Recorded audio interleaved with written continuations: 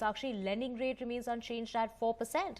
That's right, Divya. So lending rates remain unchanged at 4%. The RBI governor clearly stating there that the accommodative stance is maintained as well.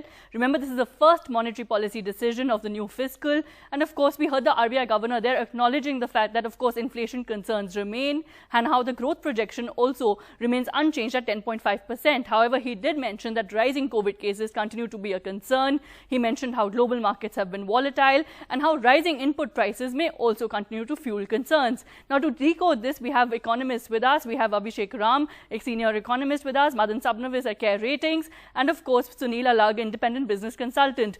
Mr. Madan Sabnavis, first to you, really, what do you make of the RBI's decision? And are we treading a thin line there between growth concerns and rising inflation? No, I think the RBI has announced what was really expected, that is no change in stance. So I think we were not expecting any changes in the interest rates as well as the TRR, so that remained unchanged. But I think the focus from what we have heard from the RBI is more in terms of handling liquidity and hence bond yields, because I think this has ramifications even for the pricing of other bonds in the corporate bond market. So I think the two important things which would be which I saw so far is, one is these special purchases of government securities. I think they're calling it a GSAP program, where they will be buying certain government securities in the secondary market. That's something which is going to help to tinker around with the yields. And the other one is in terms of the variable rate reverse repos of longer tenures. I think these are the two important things, I think, from the point of view of liquidity, both in terms of provision of liquidity as well as absorption of liquidity, which will be helping to balance yields in the market.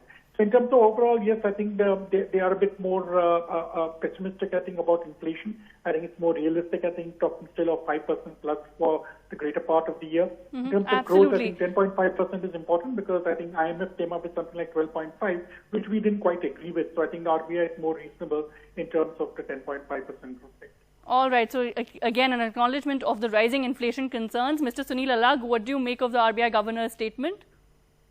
See, I agree with whatever he said, whatever your economist had said, the chief economist right now, because what he's done at a macro level, he's left things unchanged. But my worry has always been at the inflation rate. And as a consumer, I've been screaming for the last 1 year that the middle income group has been completely ignored in all budgets at the moment. And I can understand the Prime Minister wanting to take care of the poor first. But this now is becoming kind of where all the taxes are unchanged, but the household income is static or is dropping. And the expenditure is increasing. So the inflation will not remain at 5% because the base is already getting higher. And if you're saying it's 5% on a higher base, it's really going to almost double digit. I would say it's closer to 8 to 10%, as has been pointed out. So therefore, about time now that something is done for the 300 million middle class. Now, he can't do it. I can't blame the RBI governor, because his monetary policy is very different from what the government does in the budget now. The budget, now the government has to make changes, and they've done it before. They don't have to wait for next budget. Now, in the coming months, they will have to keep in mind that they have to give some relief to the middle income group, which is 300 million. They are paying more for petrol. They are paying more for almost everything in life now, the vegetables and everything else. So therefore, he's done a good job. Now it's for the government to help him achieve whatever is to be achieved. Right. Okay. So we've addressed inflation. We've addressed, of course, the liquidity measures. But of course, growth in the near term. Mr. Abhishek Ram, senior economist, joining us as well. Growth in the near term remains a concern with, of course, rising COVID cases and partial lockdowns across states. Of course, night curfews as well in Maharashtra and Delhi now. Of course, maintaining a status quo doesn't mean that they are doing something. We are into a situation where our fiscal deficit is at a higher rate, which is much more than what was targeted.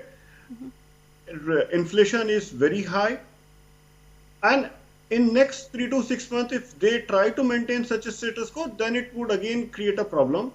And the much fanfarely launched 20 lakh crore relief package, the loan has still to be disbursed. That's why they recently gave the third extension for the credit line.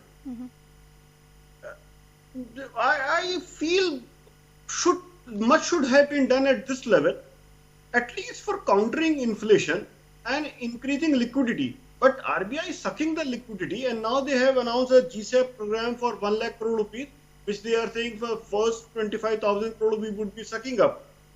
And a variable reverse repo for a longer term. They should have done much more.